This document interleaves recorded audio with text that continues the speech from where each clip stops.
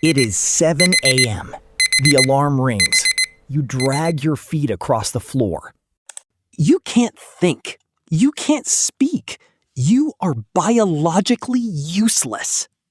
Until you pour a cup of dark, bitter, boiling hot fluid. You take one sip, and suddenly the lights turn on. Your brain fires up. You are ready to conquer the world. You call it coffee, but science calls it 1,3,7-trimethylxanthine. It is the most widely consumed psychoactive drug on planet Earth, and you are completely addicted to it. Today, we expose how this bitter bean fueled revolutions, built the modern workweek, and secretly tricked your brain into an endless cycle of exhaustion. Let's start with a mind-bending biological truth.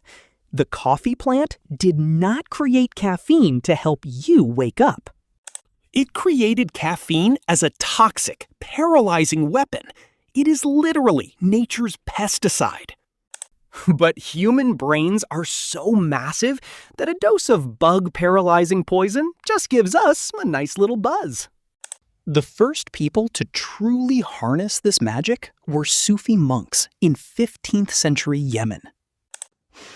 They drank this bitter tea so they could stay awake late into the night, praying and connecting with God. But when this dark liquid finally reached Europe in the 17th century, it didn't spark a religious awakening. It sparked a revolution. Before coffee, Europe had a huge problem. The water was too dirty to drink. So everyone drank beer and wine.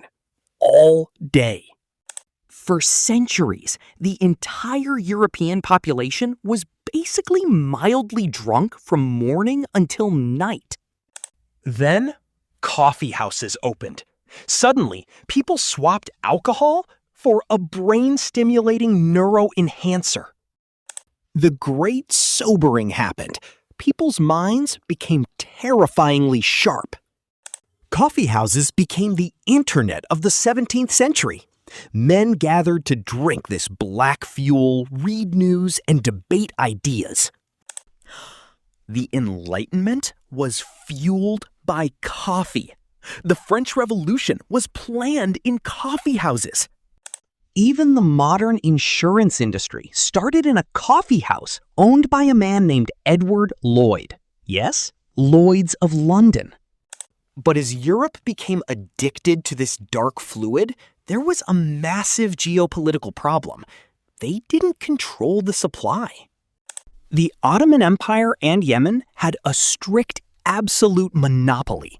To prevent anyone else from growing it, they boiled every single coffee bean before exporting it. A boiled bean is a dead bean. You can drink it, but you cannot plant it. The secret was locked down. Until the year 1670, a Sufi smuggler named Baba Budan decided to break the matrix.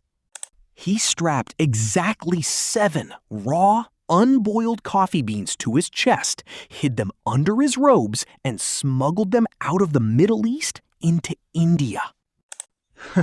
Those 7 stolen beans changed the fate of the world.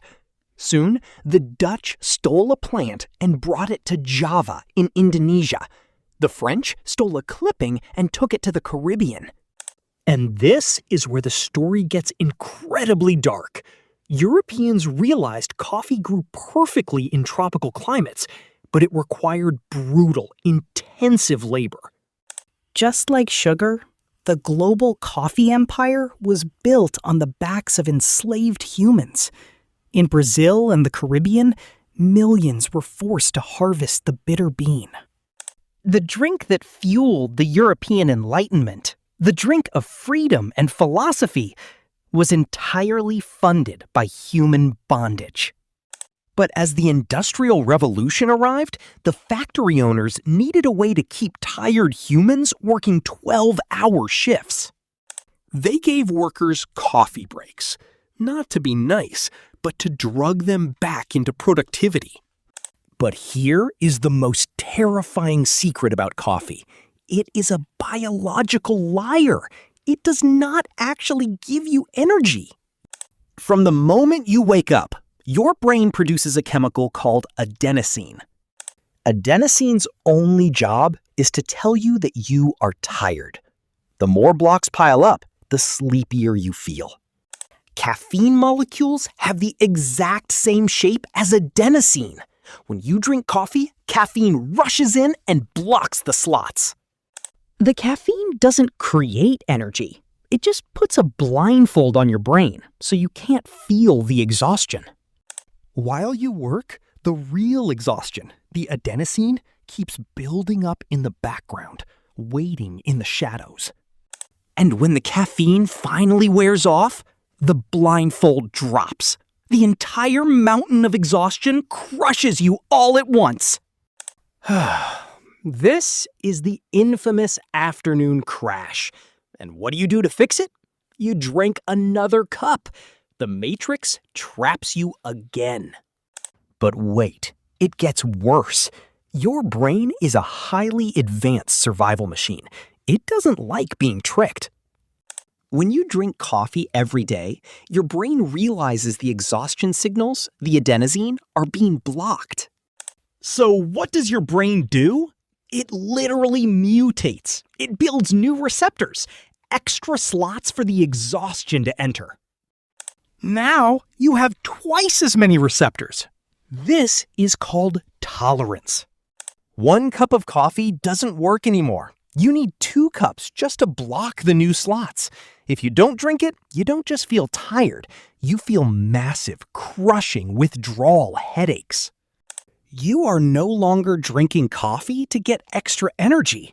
You are drinking it just to feel normal. You are paying off a biological debt that keeps growing. And then there is the ultimate trap, the half-life.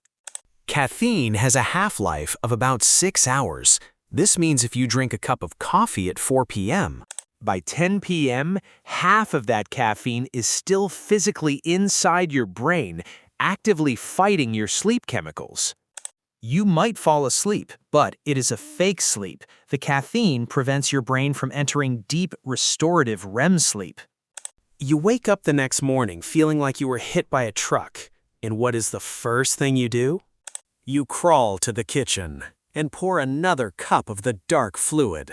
The dictator has won. You cannot create energy out of thin air. Caffeine is a credit card. You are borrowing energy from tomorrow, and you must pay it back with interest. Is coffee evil? No, it is one of the most culturally rich and delicious drinks in human history.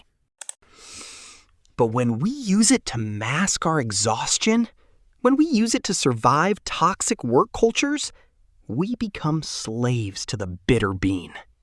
Real energy doesn't come from a cup. It comes from the dark night. It comes from rest. The next time you reach for that 3rd cup of coffee in the afternoon, ask yourself, are you fueling your passion or just hiding your exhaustion? Thank you for joining me on this deep dive into the world's favorite invisible dictator. If you loved uncovering the truth behind your morning routine, hit that subscribe button. We have 365 days of reality to break. Stay curious.